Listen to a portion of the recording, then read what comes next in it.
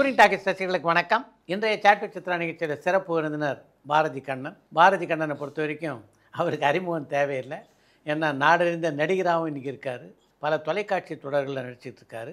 வாங்க நிகழ்ச்சிக்கு போகலாம். வணக்கண்ணா. வணக்கம் வணக்கம் வணக்கம். நீங்கள் ஒரு பத்திரிகையாளர், அதுக்கப்புறம் விநியோகஸ்தர், தயாரிப்பாளர், இயக்குனர், இப்போ நடிகர். எது உங்களுக்கு ரொம்ப பிடிச்ச துறை? இதில் ரொம்ப ஈஸியாக டென்ஷன் இல்லாமல் இருக்குது நடிப்பு துறை தான். ஏன்னா டைரக்ஷனுங்கிறது கிட்டத்தட்ட ஒரு பாதி பைத்தியம் மாதிரி தான் இருக்கணும். அதே சிந்தனை, அதே இது இப்படி பண்ணலாமா, எடுத்து தப்பாச்சோ, இதை விட கொஞ்சம் பெட்டராக எடுத்துக்கலாமேன்னு ஒரு கலைஞர்கள் திருப்தி அடைய முடியாது. நேற்று நடிச்சுட்டு, அதாவது நேற்று எடுத்துகிட்டு சீன் நம்ம இன்றைக்கி வரும், இன்றைக்கி வந்து பார்த்தா கொஞ்சம் கம்மியாக இருந்த மாதிரி எடுத்த மாதிரி இருக்குன்னு கொஞ்சம் பெட்டர்மெண்ட்டாக டயலாக் வச்சுருக்கலாமோ, சீன் பண்ணியிருக்கலாமோன்னு தோணும்.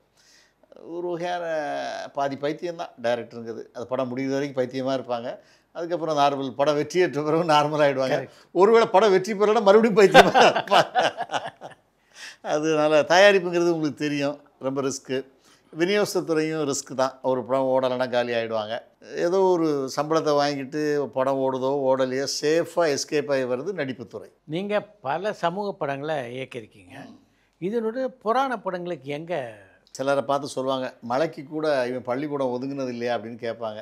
நாம் சின்ன வயசில் அந்த ஒரு பருவமான 19-20 வயசில் எங்கே போய் சேர்றோமோ அந்த பதிவுகள் நம்மளை பாதித்து அந்த துறையில் நம்மளை இயங்க வைக்கும். Correct. K Shankar sir, Alayamani, ஆண்டவங்கட்டில், அந்த டைரக்டர், பழைய டைரக்டர். அப்போது மிருதங்க சக்கரவர்த்தின்னு ஒரு படம் எடுத்திருந்தார். அப்போல்லாம் நீங்களாம் ப்ரெஸ், நம்மளும் ப்ரெஸ்ஸில் அந்த நெல்லை சுந்தராஜன் பிஆர்ஓ அந்த செய்திகள். இப்போ சினிமா மெயில்னு ஒரு பத்திரிகையில் நான் ஃப்ரீலான்சராக ஒர்க் பண்ணிகிட்டு இருந்தேன். அந்த படத்தை பற்றி ஒரு ரிவ்யூ பண்ணியிருந்தேன். ரொம்ப நல்ல படம், இது நிச்சயமாக ஒரு அவார்டு வாங்கும், ஸ்டேட் அவார்டு அல்லது நேஷ்னல் அவார்டு இது வாங்க சான்ஸ் இருக்குது, சிவாஜி சாருக்கோ அல்லது பெஸ்ட்டு ஃபில்மாவோ இது கிடைக்கும், அவ்வளோ நல்ல படம் இது அப்படின்னு எழுதியிருந்தேன். அதை பார்த்துட்டு கே சங்கர் சார் என்னை கூப்பிட்டு அனுப்பிச்சார். என்னையா ஒரு பத்திரிக்கை ரொம்ப பெருசாக எழுதியிருக்கா யார் சார்? நான் போனேன். என்னையா பிரமாமா எழுதியிருக்கேன், அவார்டு கிடைக்குமாயா அப்படின்னாரு. அவார்டு கிடைக்குமாயா அப்படின்னாரு. இல்லை சார், நிறையா கிடைக்கிறதுக்கு வாய்ப்பு இருக்குது சார். அது சிவாஜி சாரை பார்க்கும்போது ஒரு லைவாக ஒரு சுசீந்திரம் பிள்ளை, சுசீந்திரத்தை ஊரில் உள்ள அந்த கோவிலில் ஒரு பெரிய ராஜரத்னம் பிள்ளை மாதிரி ஒரு கதாபாத்திரம் பண்ணியிருக்கீங்க. ஒரு மிருதங்க வித்துவான், நாதஸ்வர வித்துவான், அவரும் அற்புதமாக நடிச்சிருப்பார். பிரமாமா. அதாவது அந்த நாதஸ்வரமோ அந்த மிருதங்க கலைஞர்களே பார்த்தா மிரண்டுற அளவுக்கு தான் பண்ணியிருப்பார். அவங்களால இப்படி பண்ண முடியாது. அது இவர் அதை தனித்துவம் பண்ணிடுவார் இல்லையா? அப்போ கண்டிப்பாக கிடைக்க வாய்ப்பு இருக்குது சார்னு சொன்னேன். நம்ம சொன்ன வாய்மூர்த்தம் வரும்போது அது கண்டிப்பாக சிறந்த படமாக திரு கலைஞானம் சாருக்கு ப்ரொடியூசரில் சிறந்த தயாரிப்புன்னு செலக்ட் ஆச்சு. அப்போ அந்த படத்தை பார்த்துட்டு ரொம்ப நல்லா எழுதுனதுனால உனக்கு எதாவது செய்யணுயா அப்படின்னாரு. என்ன செய்ய போகிறீங்க? ஒன்றும் வேண்டாம் அப்படின்னா. இல்லையா, ப்ரெஸ்ஸுக்கு ஏதாவது கொஞ்சம் கொடுக்கணும்ப்பா, நல்லா கஷ்டப்படுறீங்களே உள்ளே கைவிட்டார். வேணாம் சார். வேறு என்ன கேட்குற அப்படின்னாரு. அசிஸ்டன்ட் டைரக்டராக கிடச்சா வாய்ப்பு நல்லாயிருக்கும் சார், எனக்கு அது கொஞ்சம் கற்றுக்கணும்னு ஆசை இருக்குது. ஏன் பைத்தியக்காரன் இருக்கா, பணத்தை வாங்கிட்டு போகிறதுக்கு இல்லாமல் நீ பாட்டு அசிஸ்டன்ட் டைரக்டர், எவ்வளோ கஷ்டமான தொழில், ரொம்ப கஷ்டம்யா, அது ஏன்ட்ட வேலை செய்ய ரொம்ப கஷ்டம்யா, கோவம் தான் அடிப்பேன்யா சார். பரவாயில்ல சார், நான் அதை கற்றுக்கணும்னு ஆசைப்பட்றேன். அங்கே சேர்ந்ததுனால உங்களுக்கு அந்த அம்மன் கிட்ட பிள்ளை போட்டவங்க வாரது, அவங்க டைலாக் பேசுறது, கேர் விஜயம்மா பேசுகிறது, ஸ்ரீவித்யாம்மா பேசுகிறது, நளினி, இவங்கெல்லாம் அம்மன் கிட்ட பார்க்க நம்ம ஒன்றுமே தெரியாட்ட கூட அந்த கூடாரத்துக்குள்ளே போன பிறகு அதெல்லாம் நமக்கு பதிவாகி ஏன் நம்மளும் சாமி படம் பண்ணலாம் ஒரு காலத்தில்ங்கிற மாதிரி தான். அதனால தான் எனக்கு கண்ணாத்தாள், ராஜராஜேஸ்வரி, பண்ணாரியம்மன் இந்த படங்கள்லாம் எனக்கு பண்ணுறதுக்கு ஒரு வாய்ப்பு கிடச்சிது. பல பிரபலமான கதாநாயகங்களோடு பணியாற்றக்கூடிய வாய்ப்பு கிடைச்சது. நீங்கள் உங்கள் முதல் படத்திலே ஊர்வசி, அதுக்கப்புறம் பார்த்தா குஷ்பு, ரோஜா, சௌந்தர்யா, இப்படி பல கதாநாயகர்கள். இந்த கதாநாயகர்களோடு பணியாற்றிய அனுபவம் எப்படி இருந்தது? கதாநாயகிகள் பெரும்பாலும் இப்போ நம்ம ஒரு ஹீரோக்களையோ ஒரு கேரக்டர் ஆர்டிஸ்ட்டோ நம்மகிட்ட பழகினாங்கன்னா நம்ம அவங்களுடைய நட்பை கண்டினியூ பண்ண முடியும். கதாநாயகிகள்கிட்ட அந்தந்த படத்தில் வேலை செய்யும்போது அவங்க ரொம்ப பிரியமாக இருப்பாங்க, ரொம்ப பேசுவாங்க, ரொம்ப டேரக்டர் சார்னு நல்லா உள்வாங்குவாங்க. அதுக்கப்புறம் வெற்றியோ தோல்வியோ அதுக்கப்புறம் அவங்களுடைய ரிலேஷன்ஷிப் கண்டினியூ ஆகாது பெரும்பாலும். அப்படி எனக்கு தெரிஞ்சு ரொம்ப ஃப்ராங்காக ரொம்ப ஞாபகம் வச்சுருக்கிறதுல ஆர்டிஸ்ட்லாம், நான் ஒர்க் பண்ண ஆர்டிஸ்ட்டில் ரோஜா ரொம்ப நல்லா எங்கேயும் பார்த்தா, சார் வணக்கம் சார், எப்படி சார் இருக்கீங்க, நல்லா இருக்கீங்களா சார். குஷ்பு மேடமும் ரொம்ப கேஷுவலாக இருப்பாங்க. அது பெரிய பந்தாவோ இருக்காது. நான் சமீபத்தில் ரொம்ப நாள் கழித்து நான் ஒரு டிவி சீரியல் மணமகளேவான்னு ஒரு சீரியல் ஆக்ட் பண்ணிகிட்ருக்கேன். அந்த சீரியலில் பண்ணும்போது அந்த அம்மா அந்த ஏஆர்எஸ் ஸ்டுடியோக்கு வந்திருந்தாங்க. ஞாபகம் இருக்குமா, கண்ணாத்தாள் 2 படம் ஒர்க் பண்ணியிருக்கேன், அவங்களோட ஞாபகம் இருக்குமான்னு நைஸாக, மேடம் வணக்கம் மேடம், சார் எப்படி சார் இருக்கீங்க, நல்லா இருக்கீங்களா சார், சூப்பர் சார், பார்த்துக்கிறேன் சார், தொடரெலாம் பார்த்துக்கிட்டு இருக்கேன் அப்படின்னா. என்ன இந்த பக்கம் வந்துட்டீங்க அப்படின்னாங்க. இல்லை மேடம், அந்த பக்கம் சீக்கிரம் வருவேன், வரும்போது உங்களை பார்க்குறேன் அப்படின்னு சொல்லியிருக்கேன். அது மாதிரி உங்கள் கரகாட்டக்காரி படத்தில் கூட அவங்க தான் நடிக்கிறதா இருந்ததில்ல முதல்ல. ஆமாம். அப்புறம் அவங்களுக்கு அந்த இதில் அவங்களுக்கு ஏதோ ஒரு அந்த டேட்ஸும் கொஞ்சம் பிரச்சனை இருந்துச்சு. அந்த சப்ஜெக்ட் அவங்களால ட்ராவல் பண்ண முடியல. ஓ. இன்வால்மெண்ட் கொஞ்சம் இல்லைன்னாங்க. அதுக்கு ஃபஸ்ட்டு பொண்ணு டேட் இல்லைன்னு சொல்லிட்டாங்க. அப்புறம் நான் இடையில ஏன் மேடம் பண்ணலன்னு கேட்டால், இல்லை சார் எனக்கு அந்த சாங்ஸு எல்லாமே ஒத்த ரூபா தாரேன்னா அந்த மாதிரி ஒரு ஹிட் சாங்காக இருந்தால் எனக்கு கொஞ்சம் ஈஸியாக இருந்திருக்கும். மீடியமாக தான் இருந்துச்சு. அதனால் என்னால் ட்ராவல் பண்ண முடியலன்னு சொன்னேன். நண்பர்கள் சார் வணக்கம். வணக்கம். சிங்கப்பூர்ல இருந்து காமி, நல்லா இருக்கீங்களா? நல்லா இருக்கேன். எந்த ஊர்லேருந்து? சிங்கப்பூர்ல இருந்து பேசுறேன். சொந்த ஊர் காரைக்கால். ஓ சூப்பர், சொல்லுங்கள். வடிவேல் சார் கூடயும் ஒர்க் பண்ணிருக்கீங்க, விவேக் சார் கூடயும் ஒர்க் பண்ணிருக்கீங்க. 2 பேருக்குமே நீங்க கொடுத்த கேரக்டர் வந்து திருப்பு முனையா அமைஞ்சது அவங்களோட இதுல. ஆமா, ஒன்னு சூனாபானா, இன்னொன்னு திருநெல்வேலி படத்துல விவேக் சார். ஆயிரம் பெரியார் வந்தாலும் திருத்த முடியாதுன்னு ஒரு. சோ அவங்க 2 பேருமே அவங்க ஒரு காமெடி சீனை கன்சீவ் பண்ணும் போது அவங்க கண்டிப்பா இதெல்லாம் பண்ணணும் அப்படின்னு நீங்க நினைச்சு சொன்ன விஷயம் உங்களுக்கு எதுவும் ஞாபகம் இருக்கா? இல்ல அவங்க போக்கிலேயே நீங்க வந்து நீங்க பண்ணுங்க சார், கரெக்ஷன் இருந்தா சொல்லுவேன்னு விட்டுருவீங்களா? இல்லை, பெரும்பாலும் இந்த காமெடி சீன் மட்டும் எவ்வளோ பெரிய டேரக்டர் வந்தால் கூட, இன்க்ளூடிங் சங்கர் சார் மாதிரி பெரிய டேரக்டர் வந்தால் கூட, இந்த காமெடி ஆர்டிஸ்ட் ஏதாவது ஒரு ஐடியா சொன்னாங்கன்னா அதை கொஞ்சம் கேட்டுக்குவோம். அது நமக்கு ப்ளஸ்ஸு தானே. ஏதோ ஒன்று 2 சார் ஆனால் இந்த டைலாக் சொல்லட்டுமாண்ணேம்பாங்க. சொல்லுங்கண்ணே, நல்லா தான் இருக்குது சொல்லுங்கள் அப்படிமோ. அது அவங்க எப்போதுமே காமெடி நடிகர்களுக்கு அவங்களுக்கு இண்டிவிஜுவலாக ஒரு நாலேஜ் இருக்க காமெடி நடிகர்கள் தான் மிகப்பெரிய ஆளாக முடியும். அது நம்ம என்எஸ்கே காலத்துலேருந்து பார்த்திங்கனால போதும், அவங்களுக்கு அந்த கிரியேஷன் இருந்தால் மிகப்பெரிய நடிகராக இருப்பாங்க. அப்படி வடிவேல்கிட்டையும் அந்த திறமை உண்டு, விவேக்கிட்டையும் உண்டு. விவேக்கிட்ட ஒன்று சொன்னால் 10 ஆக்குவார், வடிவேலு ஒரு 15 வரைக்கும் ஆக்குவார், கூட ஒரு 5% ஜாஸ்தி ஆக்குவார். ஆனால் வடிவேலு கண்டு விவேக் பல நேரங்களில் பயப்படுவார். அண்ணே அந்த நேட்டிவிட்டி என்னால் தொட முடியலண்ணே, நானும் திருநெல்வேலிக்காரன் தான், பட் வடிவேல் பண்ணுற நேட்டிவிட்டி என்னால் டச் பண்ண முடியல, கொஞ்சம் கிளாஸ் ஆயிடுறேன் அப்படின்னு சொல்லுவார். Okay sir. பவர் பாண்டி படத்துல நீங்க வந்து ஒரு கண்டிப்பா உங்களுக்கு ஒரு அனுபவமிக்க ஒரு டைரக்டர், நீங்க சிவாஜி சாரே நீங்க பார்த்துருக்கீங்க செட்ல. கண்டிப்பா தனுஷ் வந்து அவருக்கு அந்த படம் கை கொடுக்கும், அவர் சிறந்த டைரக்டரா வருவார் அப்படிங்கிறது அந்த டைம்ல எந்த விஷயம் உங்களை ஈர்த்துது? டைரக்ஷன் அவர் நல்லா பண்ணுவாருங்கிறது எனக்கு ஒரு நம்பிக்கை. என்னென்னா, அவள் அப்பா பெரிய டைரக்டர், கஸ்தூராஜா நல்ல டைரக்டர், அவரோட பையன் தனுஷ், நிச்சயமாக இவருக்கும் அந்த ஞானம் நாலெட்ஜ் எல்லாம் இருக்கும். அதனால் அவர் மேலே எனக்கு ஒரு நம்பிக்கை இருந்துச்சு. அது போக தனுஷ் சார்ட்ட ஒரு மிகப்பெரிய ப்ளஸ் என்னென்னு கேட்டிங்கன்னா, மரியாதை, அந்த ரெஸ்பெக்ட் வந்து அது ரஜினி சார்ட்ட கற்றுருப்பாருன்னு நினைக்கிறேன். அது யாராக இருந்தாலும் sir sir sir okay sir பண்ணிக்கலாம் சார் அப்படிவாரு. எனக்கு ஆச்சரியமாக இருக்கா, இவ்வளோ பெரிய நடிகராக இருக்கார், இவ்வளோ கேஷுவலாக ரொம்ப யதார்த்தமாக இருக்கார். ஒரு சீன் கூட, பாரதி சார் நான் உங்களுக்கு சொல்லணுமா, அது பண்ணிடுங்களேன், அது நீங்கள் உங்களுக்கு என்ன வருதோ பண்ணுங்கள் பார்த்துக்கிறேன் சார் அப்படிங்கிற அளவுக்கு கலைஞர்களை மதிக்கக்கூடிய ஒரு ஆள். ரொம்ப எளிமை, ரொம்ப யதார்த்தம், ரொம்ப ரெஸ்பெக்ட்டு. அநேகமாக நான் இதெல்லாம் ரஜினி சார்ட்ட கற்றுருப்பாருன்னு நான் நினைக்கிறேன். எல்லாருக்குமே ஒரு இன்ஸ்பிரேஷன் இருக்கும்ல. இப்போ சீரியலில் கலக்கிக்கிட்டு இருக்கிறீங்க, கண்டிப்பாக சீரியலுக்கு இது ஒரு ப்ளஸ். இது ஆனால் சினிமாவில் இல்லவே இல்லைன்னா, சீரியலை நீங்கள் நல்ல அதை ஒரு பெருமையாக சொல்கிற ஒரு விஷயம் சினிமாவில் இல்லாதது எந்த ஒரு விஷயம்? சினிமாவில் இல்லாத விஷயம் சீரியலில் நிறையா இருக்குது. நேற்று நடித்ததை இன்றைக்கி வீட்டில் பார்த்துடலாம். சினிமா அப்படி இல்லை, 6 மாதமாகவும் 1 வருஷமாகவும் படங்கள் வராமலே கூட போயிடும். அதனால் சீரியல் வந்து ரொம்ப உங்களுக்கு வீட்டுக்குள்ளே வாரதுனால, நீங்கள் வீட்டில் உட்காந்துக்கிட்டு காஃபி குடிச்சிக்கிட்டு டிஃபன் சாப்பிட்டுக்கிட்டு அப்படியே சீரியல் பார்க்குற ஒரு வாய்ப்பு இருக்கிறதுனால உங்களை நேரடியாக தினமும் சந்திக்கிற வாய்ப்பு கிடைக்குது. அது சினிமாவில் கிடையாது. இன்னும் சொல்ல போனீங்கன்னா, இன்றைக்கி சீரியல் டெவலப் ஆகிருக்கிறத பார்த்தா சினிமாவை விட ஜாஸ்தியாக டெவலப் ஆகி போயிட்டுருக்கு. ஏன்னா சிலர் படமே பார்க்குறதில்ல. ஏன்னா அதுக்கு போய் தேடி போய் செலவு பண்ணி அதுக்கு டிக்கெட் ரேட்டை கொடுத்து ஃபேமிலியோட போய் ஆட்டோ செலவு 1000 ரூபா ஆகிடும். இது ஒரு 200 ரூபா கட்டுவாங்க, மாதம் சந்தா கட்டுறாங்க அந்த சன் டிவி அந்த இது கேபிள் டிவி கனெக்ஷனுக்காக. அது வந்து வீட்டில் இருந்துகிட்டே ரொம்ப நல்லா அவங்களுக்கு எல்லா சீரியலும் வீட்டில் பார்க்குறது அவங்களுக்கு சாட்டிஸ்ஃபைடாக இருக்குது. அதனால் சினிமாவை விட சில நேரங்களில் சீரியல் மக்களை ரொம்ப ஈஸியாக போய் தொட்டுக்கிட்டு இருக்குது. அவங்களுக்கு ஏதோ நம்ம சொந்தக்காரங்க மாதிரி தெரியுது. எங்கேயா போனால் கூட சார் சார் சார் நீங்கள் ஏன் அங்கே போகிறார் அப்படிங்கிற மாதிரி அவங்க அப்படியே பதட்டமாக வராங்க. அந்த அளவுக்கு அவங்களுக்கு அது ரிலேட் பண்ணுது. தயாரிப்பாளர்கள் குறைஞ்சிக்கிட்டே வர இந்த சூழ்நிலையில உங்களுக்கு அந்த டைம் கை கொடுத்து தூக்கி விட்ட ஆர்பி சௌத்ரி சாரை பற்றி உங்களோட மனநிலை அதை பற்றி சொல்லுங்கள். இப்போ ஆர்பி சௌத்ரி சாரை பற்றி நான் சித்ரா லட்சுமணன் சார் இந்த சேனல்லே நான் நிறைய வாட்டி சொல்லிட்டேன், இருந்தாலும் கேட்டதுனால சொல்லிடுறேன். ஆர்பி சௌத்ரி சார் எதுக்குமே அலட்டிக்க மாட்டார். எனக்கு தெரிஞ்சு அந்த காலத்தில் டிஆர் ராமண்ணா சாரை நான் அப்படி கேள்விப்பட்டிருக்கேன். அதான் ராமண்ணா சார் அப்படி சேரில் உட்காந்துருப்பார், உட்காந்துட்டு தான் அவர் டைரக்ட் பண்ணுவார். ரொம்ப கேஷுவலாக இருப்பார், ரொம்ப காமாக இருப்பார். அவருடைய கடைசி காலத்தில் கூட எனக்கு சில படங்கள் அவரோட ஒர்க் பண்ணுறதுக்கு வாய்ப்பு கிடைச்சிது. இலங்கேஸ்வரன் ஒரு படம் பண்ணார், சட்டம் சிரிக்கிறதுன்னு ஒரு படம் பண்ணார். அந்த படங்களை நான் போய் பிஆர்ஓவாக ஒர்க் பண்ணேன். அந்த காலத்தில் 10 லட்ச ரூபா செட்டுங்கிறது பெரிய செலவு. அவர் 10 கோடி ரூபா மாதிரி. அது அவர் கொடைக்கானலில் போட்டு அந்த இலங்கேஸ்வரன் படத்துக்காக ஒரு 7-8 லட்ச ரூபா செட்டு போட்டிருக்காரு. புயல் மழை அடித்து செட்டெல்லாம் அள்ளிட்டு போயிடுச்சு. கேஷுவலாக அப்படி உட்காந்துருப்பார். சார் புயல் மழை வந்து செட்டெல்லாம் அள்ளிட்டு போச்சுண்ணா. அப்படியா? ஓ சரி போட்டுக்கலாம், அடுத்த நெக்ஸ்ட் வீக் போட்டுக்கலாம் ஐயா, சரியா, மற்ற வேலையை பாருங்கள். எந்த வித அதிர்வையும் காட்ட மாட்டார்.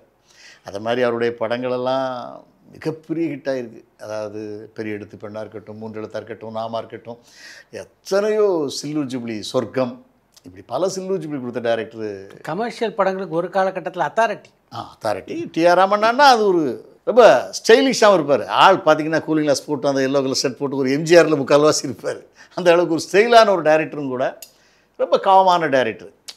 கால் மேலே கால் போட்டு கூலிங் கிளாஸ் போட்டுக்கிட்டு கேஷுவலாக டைரக்ட் பண்ணுவார். எந்த வித டென்ஷன் ப்ரெஷர் எதுவுமே ஆக மாட்டார். இதுக்கு நேர் opposite K Shankar sir.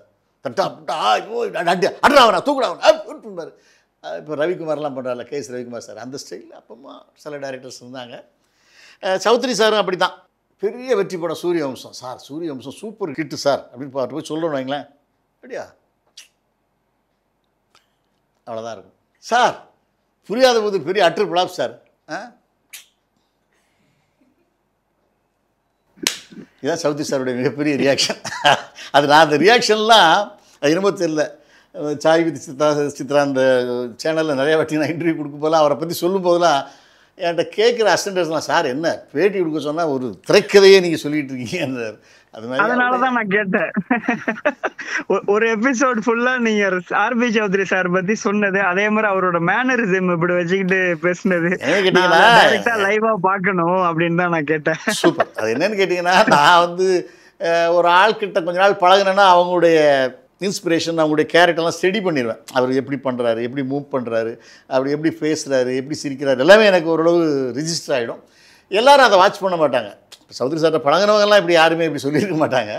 But நான் அதை கொஞ்சம் கேட்ச் பண்ணதுனால எனக்கு அந்த சொல்கிறேன் அவரை பற்றி. ஒரே ஒரு வேண்டுகோள், கரணை வந்து நீங்க அடுத்த டைமென்ஷனுக்கு கொண்டு போன டைரக்டர்ல நீங்க ஒரு முக்கியமான டைரக்டர் நடிகர் கரண். அவரை பார்த்தீங்கன்னா, தொடர்புல இருந்தீங்கன்னா திரும்ப நடிக்க வாங்க அப்படின்னு சொல்லுங்க. நல்ல நடிகர் சந்தேகமே இல்லை. கரண் வந்து கிட்டத்தட்ட ஒரு பிரகாஷ்ராஜ் சார் அளவுக்கு வர வேண்டிய ஒரு ஆள். தேவையில்லாமல் ஹீரோவை பண்ணுறேன் அது பண்ணுறேன்னு அவருடைய கேரியரை அவரே கொஞ்சம் டிஸ்டர்ப் பண்ணிக்கிட்டாரு. நிச்சயமாக ஒரு பெரிய கேரக்டரோட பெரிய டைரக்டர் படங்களை என்ட்ராய் நிச்சயம் மறுபடியும் ரீஎன்ட்ரி கொடுப்பாருன்னு உங்களே மாதிரி நானும் ஆசைப்படுறேன். Thank you sir. Thank you Chitra sir. நன்றி. யாரை பார்த்தாலும் அப்படியே ஒரு பாதிப்பு எடுது. எனக்கு எதுவும் தெரியல, அது அவங்க பதிஞ்சிடுறாங்க அல்லது அப்படி லைவாக சொல்ல முடியாதுல்ல. சிவாஜி சார் வீட்டில் அவர் சண்முகம் சார் பண்ணது, அந்த சிவாஜி சார் சண்முகம் சார் எடுத்துக்கு பண்ணதெல்லாம் நான் சொன்னேன். பட் சிவாஜி சார் அவர் மேலே பெரிய நம்பிக்கை. சண்முகத்தில் கேளுங்க சொல்லுவேன். எதாக இருந்தாலும் பணமாக நான் தொட மாட்டேன், சமூகத்தில் கொடுத்துரு. கதை என்ன கதை சமூகத்திட்ட சொல்லுங்கள், அப்புறம் சமூகம் சொல்லிக்குவான். அந்த அளவுக்கு தம்பி மேலே அவ்வளோ ஒரு நம்பிக்கை. தம்பி உடையான் படைக்க அஞ்சான மாதிரி அவர் இருக்கிற வரைக்கும் சிவாஜி சாருக்கு ஒரு பெரிய பலமாக பாதுகாப்பாக இருந்துச்சு. அது மாதிரி சிவாஜி அவரும் கட்டி காத்தார். அவரும் இவரை காத்தார். இவரும் அவரை வெளிநாடுலாம் கொண்டு போய் வச்சு படிக்க வச்சு, அந்த மேனேஜ்மெண்ட் கோர்ஸ் எல்லாம் படிக்க வச்சு, தம்பி நமக்கு பயன்படுவான், இவனை வச்சு நம்ம ஒரு கேரியரை இழுத்துட்டு போகிறதுக்கு வசதியாக இருந்ததுக்காகவே அவர் அந்த பிஸ்னஸ் கோர்ஸ் படிக்க வச்சார். அதெல்லாம் பெரிய விஷயம். அது போய் ஜாயிண்ட் ஃபேமிலி எல்லாரையும் ஒன்றா உட்கார வச்சு அத்தனை பேருக்கும் சாப்பாடை போட்டு அதை போட்டு இதை போட்டு, சண்டே ஆச்சுன்னா எல்லாம் பிரியாணி ஒரு 50 பேருக்கு மகன் பேரன் பேத்தி எல்லாரையும் வச்சு போடுறது அது சந்தோஷம் தானே. அது வாழ்க்கையில் எல்லாருக்கும் அந்த கொடுப்பனை கிடைக்காது, அவருக்கு அது கிடச்சிது. பல பேருடைய மேனரிசத்தை பிடிப்பேன். நீங்கள் அது மாதிரி வடிவேலு விவேக்கிட்ட என்ன மேனரிசம் பிடிச்சிங்க நீங்கள்? வடிவேல் வந்து ஏற்கனவே அந்த சிந்தாமணி தேட்டர்னு மதுரையில் ஒரு தேட்டர் இருக்குது, அது பக்கம்தான் வடிவேலுடைய ஆரம்பகால வீடுகள். அவர் அங்கே உள்ள ஒவ்வொரு கேரக்டரையும் இவர் அப்சர்வ் பண்ணிட்டார். பொதுவாக என்கிட்ட கூட சொல்லியிருக்கிறார். இப்போ அங்கே உள்ள லோக்கல் ஆள் எப்படின்னு கேட்டிங்கன்னா, சென்னை மாதிரி அந்த அங்கேயும் ஒரு லோக்கல் பர்சன்ஸ்லாம் உண்டு. அப்படி ரிக்ஷா ஓட்டிகிட்டே வருவாங்க, டம்முன்னு நம்மளை இடிப்பாங்க. ஏய் என்ன இடிக்கிற, பார்த்து போங்கண்ணே பார்த்து போங்க, அவன் இடித்து நம்மளை பார்த்து போங்க. இது சும்மா டீ கடையில் அப்படியே டீ குடிச்சிருந்தா ஒருத்தன் அப்படி முறைச்சி பார்க்குறது, இது மாதிரி சும்மா அவங்களுக்கு என்ன பண்ணுறனே தெரியாத மாதிரி ஒரு லோக்கல் அவங்கள ஒரு ரவுடியாக ஃபீல் பண்ணிவிட்டு, யார் மச்சான் புதுசாக இருக்குது போட்டுருவோமா வெட்டுறது இல்லை, அவன்கிட்ட ஆட்டையை போட்டுருவோமா, அந்த மாதிரி தான் பேசுவாங்க. அதை பூராமே அவர் எடுத்துக்கிட்டார், உள்வாங்கிட்டார். அவன் வேட்டியை கட்டிட்டு அவன் அழைகிறது அப்படி நடக்கிறது, அது எல்லாம் வடிவேல் அப்சர்வ் பண்ணி கேட்ச் பண்ணிட்டார். அதனால தான் அவர் வாழ்க்கையில் அதெல்லாம் பெரிய யூஸ்ஃபுல்லாச்சு. விவேக் சார் வந்து அவர் எடுத்து கொஞ்சம் அதிகமாக படித்ததுனால இந்த லோக்கலை அவர் ரீச் பண்ண முடியாமல் போச்சு. எப்போதுமே ஒரு லெவலுக்கு மேலே படிச்சுட்டாங்கன்னா, இப்போ கமல் சார் வந்து நாலெட்ஜ் வைஸே ரொம்ப ஸ்டாண்டர்ட் ஆனதுனால ரஜினி சார் அளவுக்கு ரீச் பண்ண முடியல. படிப்பு கூட சில நேரத்தில் மைனஸாக போயிடுது சினிமாவில். புரியுதா உங்களுக்கு? பெரிய ஞானம் ராஜேஷ் சார், ஒரு ஓவர் ஞானம் ஓவர் படிப்பு கூட சமயத்தில் மைனஸாக போயிடுது. ஒன்றுமே பெருசாக படிக்கலை யோகி பாபு. பட் அவர் உட்காந்துக்கிட்டு ஒரு சின்ன ரியாக்ஷனை பண்ணிட்டு ஒரு பெரிய மீட்ரு போயிட்டுருக்கு. இது எப்படி சொல்லுவீங்க? அது மாதிரி வடிவேலு பெரிய படிப்பு கிடையாது. விவேக் வந்து நல்லா படித்து கவர்மெண்ட்டில் வேலை பார்த்த ஒரு ஆள். சினிமாவுக்கு வரும்போது அந்த லோக்கல் வடிவேலுக்கு அது ஈஸியாக போச்சு. படிப்பு வந்து விவேக்குக்கு மைனஸ் ஆகிடுச்சு, வடிவேலுக்கு படிப்பு இல்லைங்கிறது ப்ளஸ் ஆகிடுச்சு. ஒரு புது பாயிண்டாக இருக்குல்ல. உங்களுக்கு ஏற்கனவே நிறைய பாப்புலாரிட்டி இருந்தாலும் சமீபத்தில் யாரோ பண்ண தப்பு உங்கள் ஃபோட்டோவை போட்டு ஊர் பூரா ஒரு பரபரப்பு, அது தப்பான ஒரு பரபரப்பு. எப்படி இருந்தது அப்போ உங்களுக்கு? ஆக்சுவலாக நான் வந்து எனக்கு நிறைய பேர் ஃபோன் பண்ணி வேறு துக்கம் விசாரிச்சு. ஆமாம், எங்கே இருக்கு, அதாவது நான் வந்து சாலிகிராமத்தில் தானே இருக்கிறேன். யூஸ்வலாக அப்படியே சின்ன வாக்கிங்லாம் போயிட்டு டீ சாப்பிட ஒரு கடைக்கு போவேன். அங்கே ஒரு ஆள் என்னை அப்படியே பார்த்துட்டே இருந்தார். அரசியல்வாதி அவர். என்னண்ணே வணக்கண்ணே அப்படின்னாரு. என்ன வணக்கண்ணே, என்ன இங்கே இருக்கீங்க அப்படின்னாரு. நான் இந்த ஏரியாவில் தானே இருக்கேன், இங்கே இல்லாமல் எங்கே இருப்பேன், இங்கே தான் டீ குடிக்க வருவேன், இங்கே தான் இருக்கேன். இல்லைண்ணே உங்களை போக்சோ சட்டத்தில் கைது பண்ணிட்டாங்கன்னு பேப்பரில் வந்து ஷாக். எனக்கு என்ன சொல்கிறேன், போக்சோ அப்படின்னா என்ன? ஐயோ அது பெரிய கற்பழிப்பு வழக்கில் உங்களை கைது பண்ணிட்டாங்கன்னு சொல்லி மாலை மலரில் போட்டுருங்க. ஐயோ நான் இங்கெல்லாம் இருக்கேன், எப்படி என்ன அப்படி போட்டாங்க எப்படி? அப்போ அந்த ஆள் சொன்னார், எனக்கு அந்த ரிப்போர்ட்டர் தெரியும், தங்கவேல்னு பேர், லோக்கல் ஏரியா ரிப்போர்ட்ரு, அவனுக்கு நான் ஃபோன் பண்ணுறேன் இருங்கன்னு அந்த ஆளை ஃபோன் பண்ணி பேசினார். ஏடா டேய் அவர் பாரதிகன் எங்கே இருக்காரா, நீ வேறு யாரும் போய் இவர் பேரை போட்டாடானா? அச்சோ அண்ணா சாரிண்ணே அவர்கிட்ட கொடுங்க, அவர் இருக்காரண்ணே பக்கத்தில். அண்ணா இருக்காரா அப்படின்னா பக்கத்தில் வந்து ஆள் கொடுத்தாப்புல. ஆனால் சாரிண்ணே தெரியாமல் நடந்து போச்சு. ஆனால் ஒரு மறுபடியும் போட்டு சமாளிச்சிடுவோம். என்ன டேய் நீ போட்டிருக்கிறது வந்து சாதாரண செய்தி இல்லைடா, உலகத்தில் எல்லாத்துட்டையும் போய் நான் அவன் இல்லைன்னு சொல்ல முடியாது, அப்படி பண்ணி வச்சுருக்க. என்னென்ன பாரதிகண்ணன் யூடியூப் தட்டினே உங்கள் ஃபோட்டோ தான் வந்துச்சு. அவன் ஃபோட்டோ எப்படி வரும், என் ஃபோட்டோ தான் வரும். இருந்தாலும் உங்கள் எடிட்டோரியல் பார்க்குறது இல்லையா, ஒரு ஜிஎம் பார்க்குறது இல்லையா, இவ்வளோ அவசரப்பட்டு பண்ணிட்டீங்கடா. ஆனால் சாரிண்ணான்றாப்புல. பட் எனக்கு அது அவங்க சொன்னதும் திருப்தி இல்லை. அவங்க மறுப்புங்கிற பேர்லையும் ஒரு நல்ல திருப்தியான செய்தியாக போடலை. அதனால் 1 கோடி ரூபா மான நஷ்ட வழக்கு தொடர்ந்துருக்கேன். ஓ அப்படியா? கவனக்குறைவு, அவ்வளவு கவனக்குறைவு இருக்கக்கூடாது. கிட்டத்தட்ட 40 வருஷ வாழ்க்கை ஒரே நாளில் சரிச்சது மாதிரி தானே. அது பாலியல், ஒரு கொலை பண்ணிட்டோம்னு சொன்னால் கூட வடிவேல் ஒரு படத்தில் சொல்கிற மாதிரி நானும் ரவுடி தான் அப்பான்னு சொல்லிட்டு காலரை தட்டி விட்டு போயிடலாம். இது ரொம்ப கேவலமான செய்தியில் போய் இந்த செய்தி நான் எப்படி? அதனால் அது ஒரு வகையான வலி. அந்த வலிக்கு வந்து நிறைய பேர் பாவம். விக்ரமன் சார், டைரக்டர் பேரர் சார், அண்ணா ராதாரவி அவர்கள், நிறைய பேர் எனக்காக குரல் கொடுத்தாங்க. அதனால் அவங்களுக்கெல்லாம் வந்து இது போட்டது தப்பு, அப்படி போட்டிருக்கக்கூடாது அப்படின்னு மீரா கதிரவன், சி ரங்கநாதன், நிறைய பேர் எனக்காக குரல் கொடுத்தாங்க. அப்படிலாம் குரல் கொடுத்தாங்க, கண்டனம் தெரிவித்தாங்க. நானும் அந்த செய்தி வந்தது என்னமோ ஒரு 100% வைங்க, நான் 200% நான் இல்லைன்னு சொல்லிட்டேன்.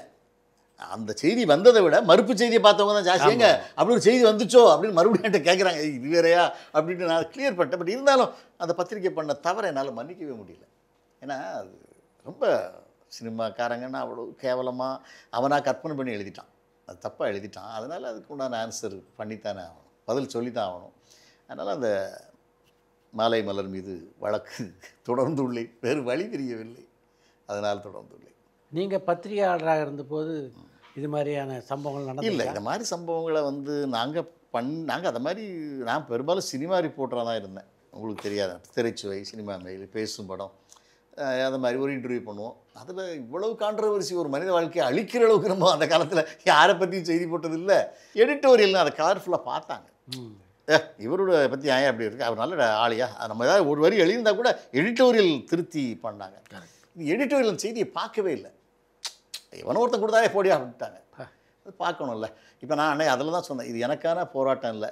எதிர்காலத்தில் சினிமா துறையினர் மீது யாராவது நீங்கள் செய்தி தப்பாக வந்துச்சுன்னா இப்படி ஒரு கேஸ் போட்டால், இவ்வளோ பேர் மறுப்பு தெரிவித்தா செக் பண்ணுவீங்கள்ல.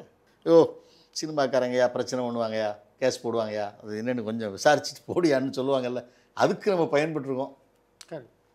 நல்ல விஷயம் தானே. இளையராஜா கிட்ட நெருங்கி பழகவே பல பேர் பயப்பட்டாங்க அந்த காலத்தில். நீங்கள் எப்படி பழகி? இளையராஜா சார்ட்ட வந்து அப்போ ரொம்ப பீக்காக இருந்த காலகட்டம் தான். நமக்குன்னு ஒரு நேரம் இருக்குல்ல, நம்ம நேரம் அந்த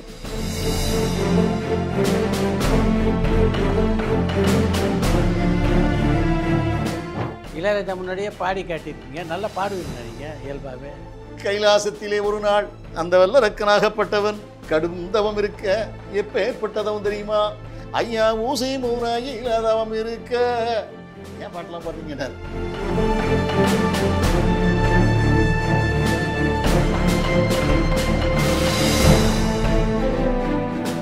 அது மாதிரி காட்சியில் நடிக்கும்போது வடிவேலுடைய பங்களிப்பு என்னென்னலாம் இருக்கும்? அண்ணா நீங்கள் ஒரு பீடியை குடிச்சிருந்தீங்க, தொண்டை லேசாக கரகரங்கு.